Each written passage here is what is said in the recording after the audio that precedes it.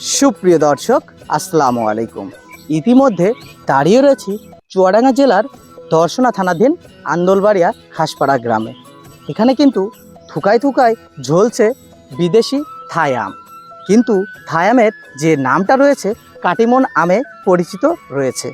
এই কাটিমন আম এখন ডাল সিজনেও কিন্তু চুয়াডাঙ্গা জেলার দর্শনা থানাধীন আন্দোলবাড়িয়া খাসপাড়া গ্রামে দেখা মিলেছে। থোকায় ধরা কাঁচা পাকা সকল ধরনের আম রয়েছে। সেই বিষয়ে সম্পূর্ণ ভিডিওতে থাকতে হবে আপনাদের আমাদের সাথে। সেই সাথে আমি নিয়ে চলে যাব বিদেশ প্রবাসী রুহুল আমিন ভাইয়ের কাছে। তিনি কিভাবে এই ডাল সিজনেও তার বাগানে রয়েছে কাঁচা পাকা আম। চলুন সরঞ্জমিন তার সাথে কথা বলে আসি। আসসালামু আলাইকুম ভাই, কেমন আছেন? আলহামদুলিল্লাহ ভালো আছি। কি করছেন এখানে আপনি? ভাই আমি এই যে গাছের একটু পরিচর্যা করছি। এই যে গাছের এইগুলো মুকুল এলো, আচ্ছা এগুলো আপনার আম দাঁড়ায়নি, এগুলো ভেঙে দিচ্ছে আর কি। এগুলো আবার নতুন গাছ ছাড়বে, এগুলো আবার মুকুল আসবে নতুন করে। আচ্ছা আচ্ছা আচ্ছা। বুঝলেন? তো আপনি যে চুয়াডাঙ্গা জেলায় আলোড়ন সৃষ্টি করেছে আপনার বাগানের কিন্তু সুনাম সব জায়গায় আমরা জানতে পারছি বা শুনতে পারছি। তার কারণেই কিন্তু আপনার বাগানে কিন্তু আমরা আজ চলে এসেছি। তো আপনি এই যে আমের যে আপনি এখানে যে কত এরিয়া নিয়ে করেছেন এই আমের বাগানটা? আমার এই বাগান হলো 1.5 বিঘে, আপনার হলো 150 গাছ আছে। 150 গাছ আছে। এখানে কি কি কি জাত আছে? আর এটা 12 মাসি কাটিমন আম। শুধু 12 মাসি কাটিমন আম রয়েছে। তো আপনি এই যে চারা বা এই চাষের পদ্ধতি বা এই সিস্টেমটা কিভাবে পেলেন? সিস্টেমটা হলো আমি আপনার হলো বিদেশে ছিলাম। ওই জায়গা থেকে বিপ্লব ভাইয়ের সাথে কথা হলো। ওনার সাথে আগে থেকে যোগাযোগ ছিল, বুঝলেন? তারপর ভাই বললাম যে ভাই এই কাটিমন আমের জাতটা কি নিয়ে দেওয়া যায়? বলছে হ্যাঁ আছে, সমস্যা নেই, আমাদের জীবননগরে আছে। তারপরে ভাইয়ের সাথে যোগাযোগ করে আর কি আমি বাড়ি চলে আসি, আসার পরে বাগান করা। আচ্ছা আচ্ছা। তো দর্শক তার কাছ থেকে শুনলাম তিনি আমাদের যতটুকু জানা আছে, কিন্তু এর মূল পিছনে যে রয়েছে তিনি কিন্তু আমাদের সাথেও রয়েছে। তার সাথে কথা বলবো রয়েছে আম বাগান লাগানোর ক্ষেত্রে, সেই বিষয়গুলো কিন্তু আমরা বিপ্লব ভাইয়ের মুখে শুনবো। আসসালামু আলাইকুম ভাই, কেমন আছেন? ভালো আছে, আপনি ভালো আছেন? আলহামদুলিল্লাহ। তো আপনার নাম তো আমি সব জায়গায় শুনি, এর আগেও কিন্তু একটা বাগানে গিয়ে আপনার সুনাম শুনেছি। তো এই বাগানটা আপনি কতদিনই নাকি করিয়ে দিয়েছেন? এটা টোটালে 7 বছর রানিং। তো এই বাগানের পাশাপাশি আমি ভাইকে আরো অন্য কথা বলেছি, মানে গত বছরে আপনার এখানে মরিচ, হাইব্রিড মরিচ মালচিং দিয়ে করে কত টাকা পেয়েছেন ভাই, আপনার মুখ দিয়ে বলেন। আমি মরিচটা বেছিলাম হইলে আপনার 1.5 লক্ষ, মানে প্রথমে 1 লাখ টাকা বেচার পরে আবার কিছু ফুল চালিয়ে নতুন করে ওই গাছের থেকে আবার কিছু 50,000 টাকা মাল বেছিলাম। তো আপনি তো দর্শকদের মানে আমাদের হচ্ছে ভাইয়ের মুখ দিয়ে শুনছেন যার বাগান। তো এর পাশাপাশি মানে এটা তো 12 মাসি একটা আম, এটা যদি আপনার 7 বছর রানিং, এটা যদি রূপালী কিংবা হিমসাগর হতো আমাদের মানে আকাশ দেখা যেত না, এত লং হতো গাছটা। আচ্ছা, তো এর হচ্ছে বৈশিষ্ট্য আপনার দেখাই, এই যে আমার হাতে 2টা আম আছে। আচ্ছা এটা পাকা, আচ্ছা এটা গাছ আচ্ছা। পাকা।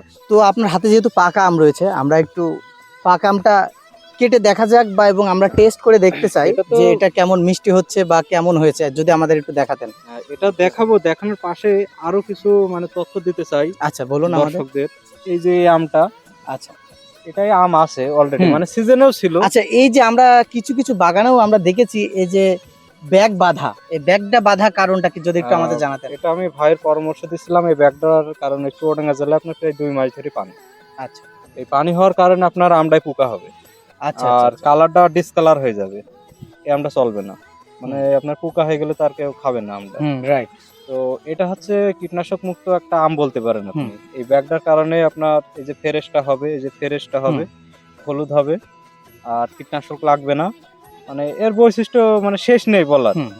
আর এখন যেই ট্রিটমেন্ট আমি দিতেছি, যে আপনার এই যে আমি মুকুল ছিল এগুলো ঝরে গিয়েছে বৃষ্টির কারণে। আচ্ছা আচ্ছা। আর আরেকটা আপডেট দিই আপনাকে, এটা সিজনে যে আমটা ধরছিল সেই আমটাও মানে বিক্রি করার পরেও এই আমটা এসেছে। আচ্ছা, তো সিজনে কয় টাকা বেচেছে সেটা ভাইয়ের মুখ দিয়ে শুনেন। একটু যদি আমাদের ভাই আমি 1.5 বিঘাতে 1 লক্ষ টাকার আম বেচেছি। 1.5 বিঘাতে 1 লক্ষ টাকা সিজনে লাভ। বাহ মাশাআল্লাহ। আল্লাহর রহমত, তো অনেক ভালো একটা চাষ আমরা যে দেখতেছি। এজন্যই তো ভাই রাখা, নাহলে 7 বছর তো আমি ধৈর্য ধরতাম না, যদি মনে করেন যে এটা ভালো লাভবান না হতে পারতাম, এতে মাল রাখতাম না। আমরা দর্শকদের আরেকটা বলবো, এখানে আপনার ভাইয়ের এর রূপালী হিমসাগর ছাড়া মিষ্টি কি টক এগুলো আমরা দেখাই দর্শকদের।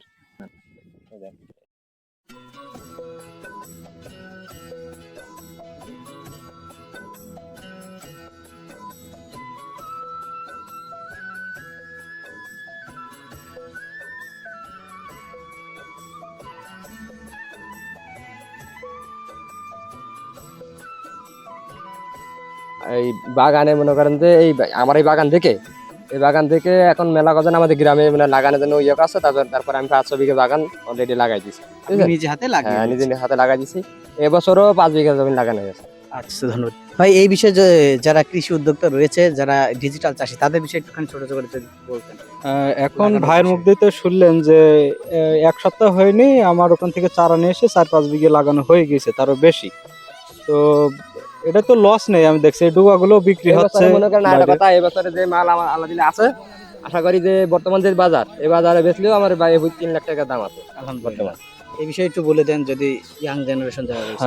তারপরেও বাগানের লোকেশন তো দেয়াই আছে, কোনো চাষি যাতে এসে বাগান দেখতে চাই রুল আমিন ভাইয়ের সাথে এসে যোগাযোগ করতে পারবে। তো ধন্যবাদ আপনাদের সবাইকে। তো আজকের পর্বই কিন্তু ছিল যে কাটিমন যে আম 12 মাসি, সেই বিষয় নিয়ে ছিল।